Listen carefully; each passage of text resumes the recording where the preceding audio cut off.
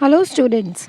So in this video I will explain you the remaining part of the chapter getting to know plants. So now the next plant part is root.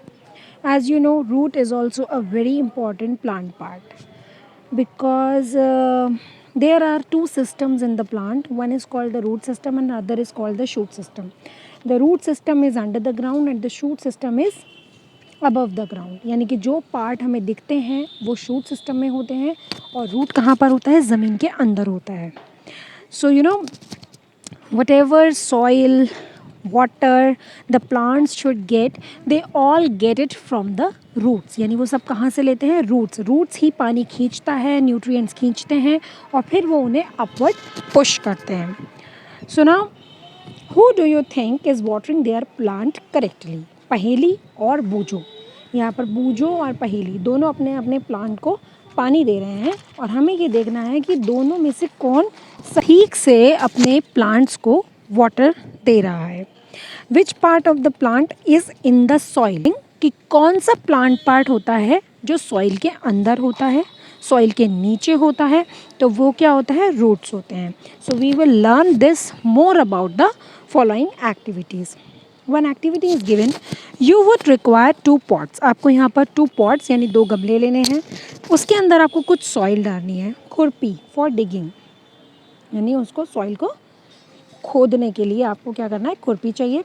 Blade और a pair of scissors and water.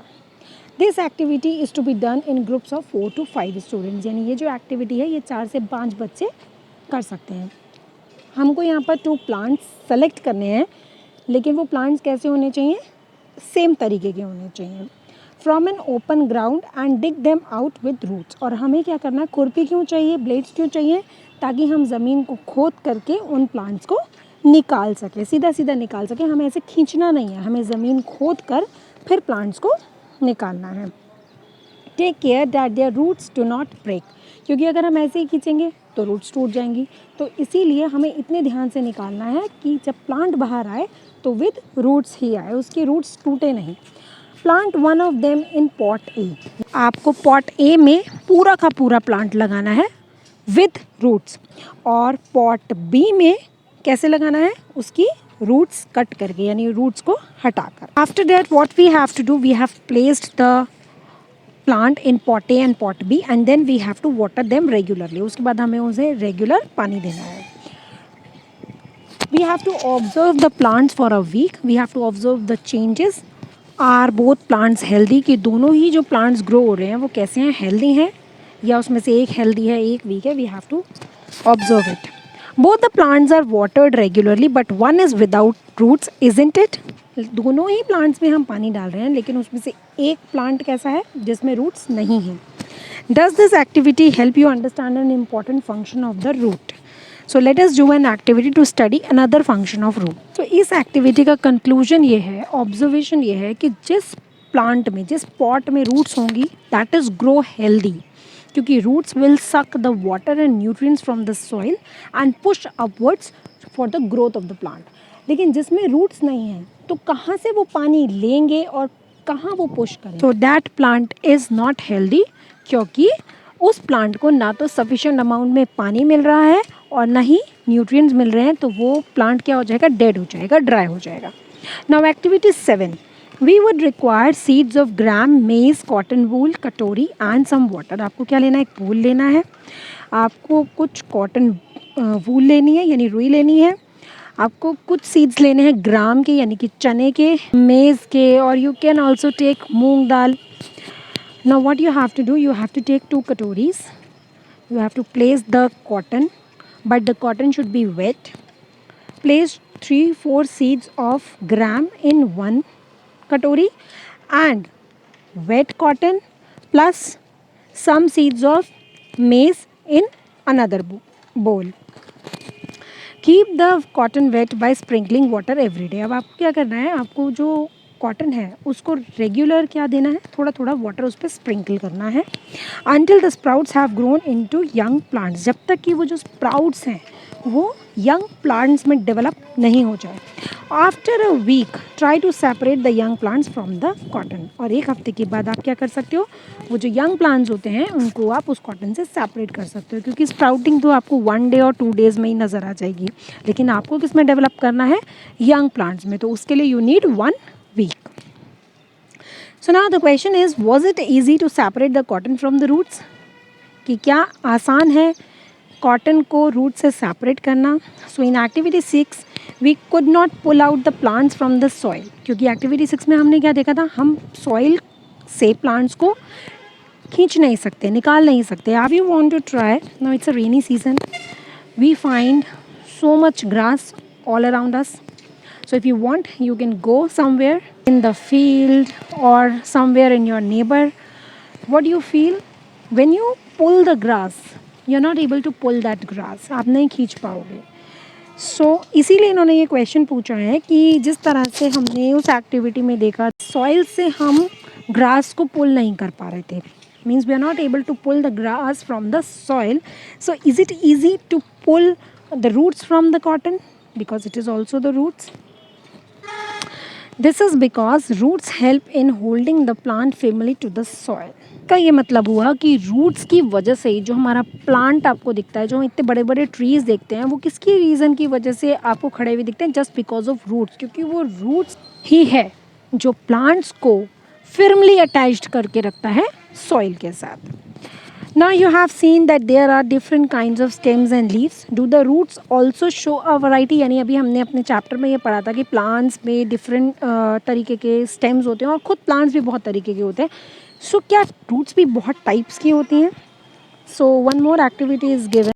Study figure 7.16a and B carefully. Now look at the roots of the gram plants you have pulled out from the cotton in the previous activity. क्योंकि जो cotton में young plants grow हुए थे वो हमने cotton plant से निकाले थे। ये 2 तरीके के हैं, एक मेज प्लांट है और दूसरा क्या है, ग्राम प्लांट है।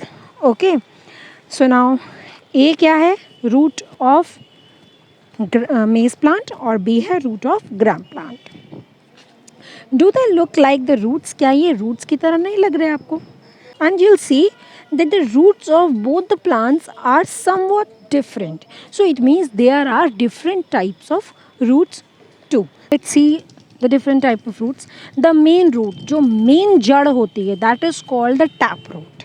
Okay, the branches that arise from the main root, यानी उस मेन रूट से, उस टैप रूट से जो ब्रांचेस निकलती हैं उसे हम क्या बोलते हैं, lateral roots. For example carrot, carrot में आपको लेटरल रूट्स देखने को मिलती हैं।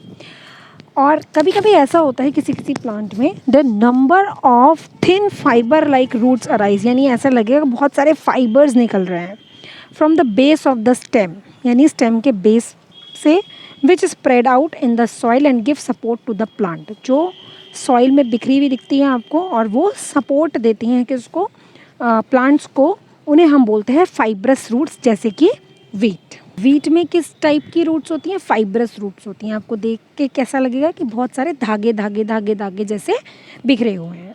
Now you know it is a very interesting thing कि different type of leaf venetions and the type of roots are connected with each other. We have learned that roots absorb water and minerals from the soil and the stem conducts these to leaves and other parts of the plant.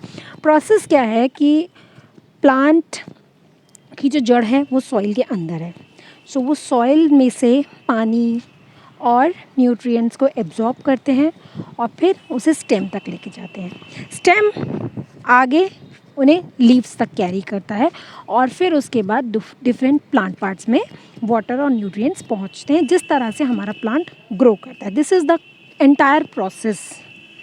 Okay, the leaves prepare food, खाना कौन बनाता है, leaves बनाते हैं, यानी who is the food factory of the plant, तो that is the leaves. This food travels through the stem and is stored in different parts of plant. और फिर वो खाना जो होता है, जो फूड होता है, वो किसके थ्रू ट्रैवल करता है, स्टेम के थ्रू ट्रैवल करता है। स्टेम में बहुत पतली पतली वैसल्स होती हैं, नैरो ट्यूब्स होती हैं, जिनके थ्रू वो फूड क्या होता है, पूरे प्लांट पार्ट्स में मूव करता है और स्टोर किया जाता है। We eat some of these as roots, जिनमें से हम किसी किसी वेजिटेबल को रूट्स की फॉर्म में खाते हैं। like carrot, radish, sweet potato, turnip and tapioca.